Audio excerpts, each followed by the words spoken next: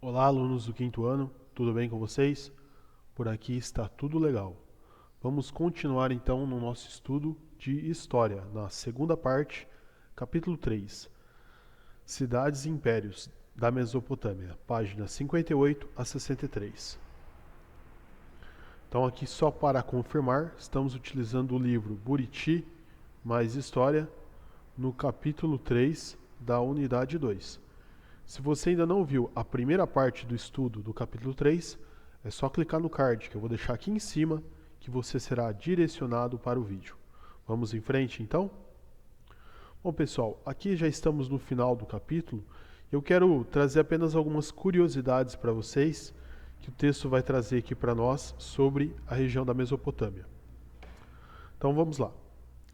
Você sabia? Persépolis foi uma das principais cidades do Império Persa. Seus registros mais antigos são de 2.500 anos atrás.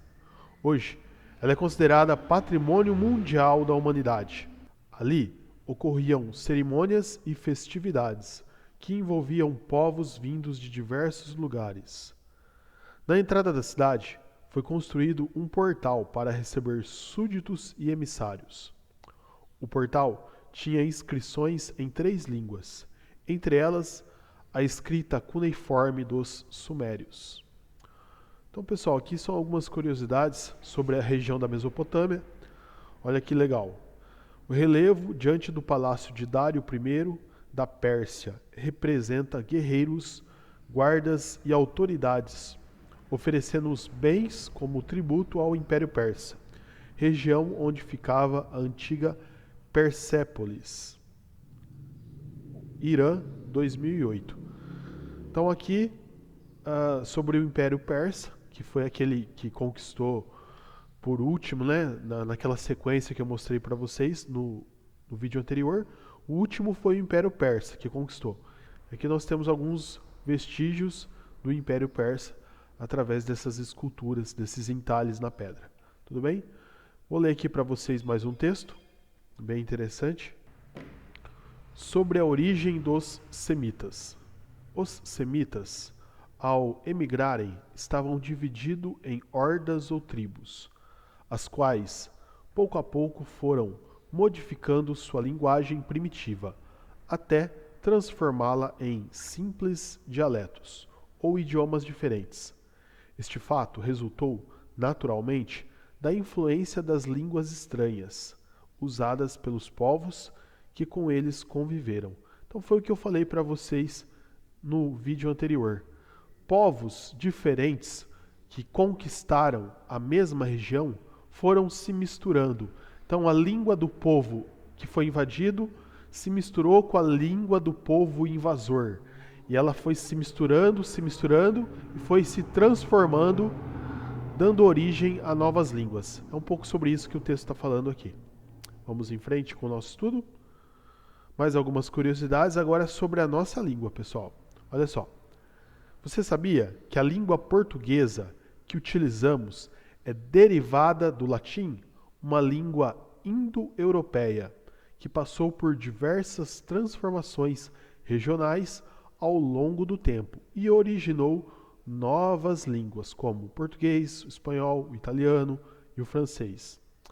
Mas a língua portuguesa falada no Brasil não é idêntica à que é falada em Portugal. Isto ocorre porque temos influência de outras matrizes linguísticas, como as indígenas e as africanas. Além disso, há as variações regionais que criam dialetos. Algumas palavras têm significados diferentes dependendo da região, como criança, que na região sul do Brasil é chamada de piá, por influência indígena. Então, pessoal, esse texto aqui faz uma comparação com o que aconteceu no texto anterior, que falava sobre a mistura das línguas lá dos povos semitas, né?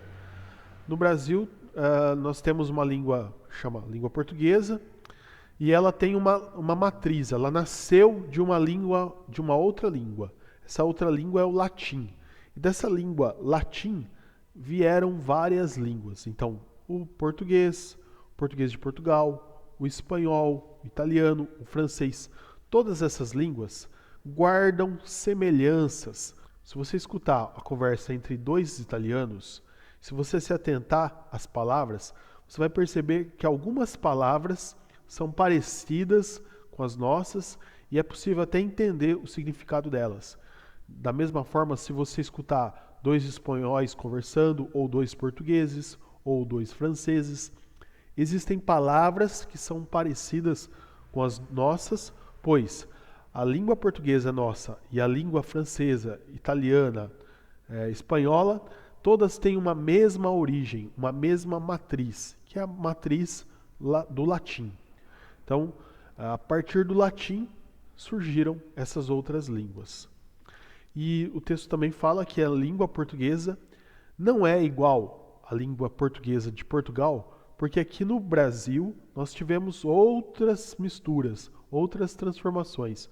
Por exemplo, a influência dos indígenas, né, dos índios brasileiros, influência dos africanos, influência de vários povos que habitaram aqui e foram fazendo com que a língua portuguesa fosse se transformando até se tornar o que ela é hoje, a língua portuguesa do Brasil.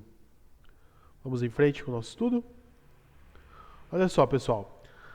Aqui o texto está falando um pouco sobre a escrita no Egito. Eu vou ler para vocês, vou comentar um pouco para que a gente possa entender melhor esse contexto. Escrever no Egito Antigo. Então esse texto está falando que no Egito Antigo a escrita não era acessível a todas as pessoas. Não eram todas as pessoas que sabiam escrever e sabiam ler. Só algumas pessoas conseguiam fazer isso. Quem conseguia escrever e ler? O faraó, funcionários da realeza, sacerdotes e escribas. Agora eu pergunto para vocês, por que nem todos podiam escrever?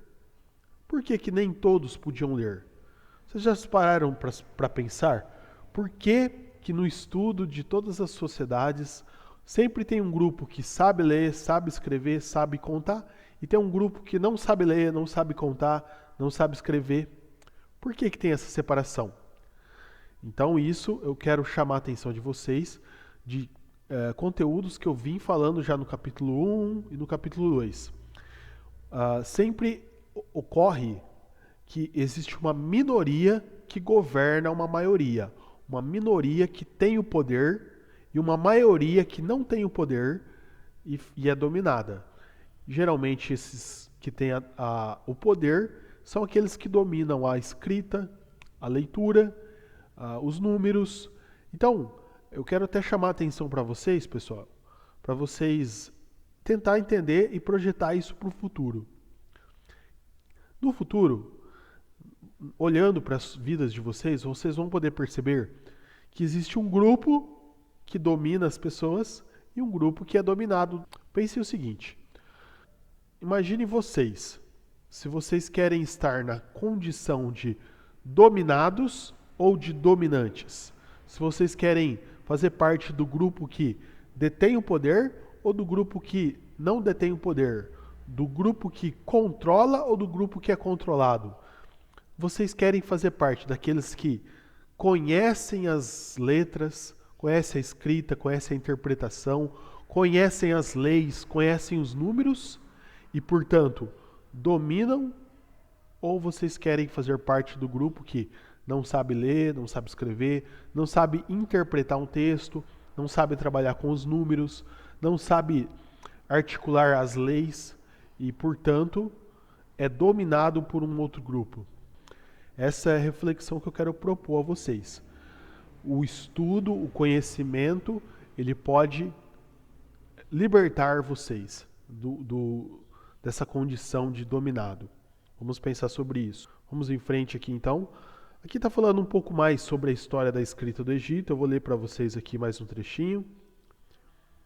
Por volta de 2.700 anos atrás, os egípcios criaram a escrita demótica, um tipo mais simples, que era usada para fazer contas, escrever cartas e documentos.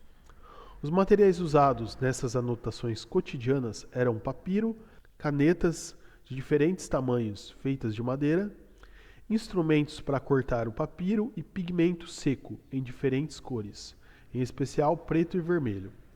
Olha só, pessoal, um pouco aqui sobre a história da escrita dos egípcios, né? Vou ler para vocês aqui um trechinho também, ó. O desenvolvimento da escrita egípcia pode ser separado em 5 estágios. A escrita egípcia, ela passou por transformações, ela teve 5 transformações. Então ela surgiu de um jeito, e aí usaram, escreveram, e em algum momento da história perceberam que dava para melhorar alguma coisa. E aí modificaram uma parte da escrita, modificaram a maneira como essa escrita acontecia, e aí inventaram um novo tipo de escrita. E aí usaram, testaram, escreveram documentos, e aí novamente perceberam que dava para melhorar. E melhoraram as regras da escrita. E assim foi acontecendo sucessivamente 5 vezes. É isso que o texto está trazendo aqui para nós, ó. Enfim, pessoal, é sobre isso que está trazendo esse pequeno textinho. Está falando sobre as 5 variações da língua egípcia que ocorreram no decorrer do tempo.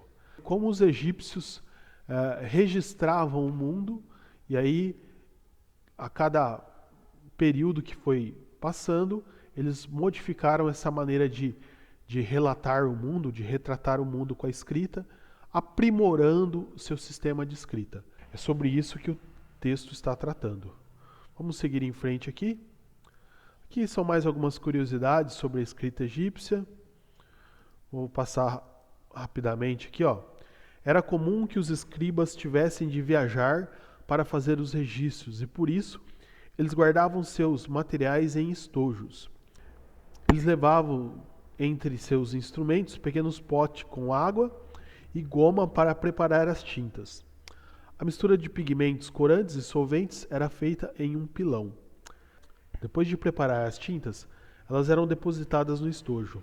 Para apoiar o papiro, usavam uma prancheta, que marcavam o papel com selo para garantir a origem do documento. Olha só, pessoal. Então aqui está falando um pouco sobre a história da escrita. Aqui, olha só, os instrumentos dos escribas, né? A prancheta, o papiro, aliás, o pilão para misturar as tintas, a prancheta, o estojo, né? E aqui temos uma outra imagem de pessoas copiando um texto, né? Olha só, os escribas acompanhavam a coleta de impostos, a construção de obras públicas, os julgamentos e até mesmo o armazenamento dos cereais nos celeiros durante a colheita. As atividades do império eram registradas e controladas por esses funcionários, que eram considerados muito importantes, pois apenas uma pequena parcela da população sabia escrever. Então, pessoal, como eu disse para vocês em capítulos anteriores, a escrita foi inventada, foi criada a partir de uma necessidade. A necessidade de registrar os impostos, de contar os animais, de anotar quanto alimento havia sido guardado, de anotar as leis, de registrar as leis. E nesse contexto é que surge o escriba, que é essa pessoa responsável por fazer essas anotações. Então, quando ocorria uma cobrança de impostos, o escriba ia junto para anotar. Olha, fulano de tal pagou imposto, ou não pagou imposto, pagou metade do imposto. Ou então, quando havia um julgamento, a pessoa que estava sendo julgada tinha uma sentença. O escriba ia lá para escrever, para registrar. Fulano de tal foi condenado a fazer tal coisa. Então, os escribas eram essas pessoas responsáveis por registrar em papel, né, no papiro, aliás, tudo o que era importante, tudo que era necessário ser registrado. E eram consideradas pessoas muito importantes, porque eles dominavam a escrita e a leitura. Então fica aí um recadinho para vocês. Dominar a escrita e dominar a leitura é algo muito importante, como foi no passado, como é agora. Tudo bem? Vamos em frente com o nosso conteúdo. É isso aí, pessoal. Já finalizei aqui o nosso conteúdo. O texto era pequenininho. Eu quero deixar para vocês 3 recadinhos. Primeiro, inscreva-se no meu canal do YouTube. Segundo, deixe seu like no vídeo e compartilhe esse conteúdo com outras pessoas. Então nos vemos no próximo vídeo. Até a próxima. Tchau!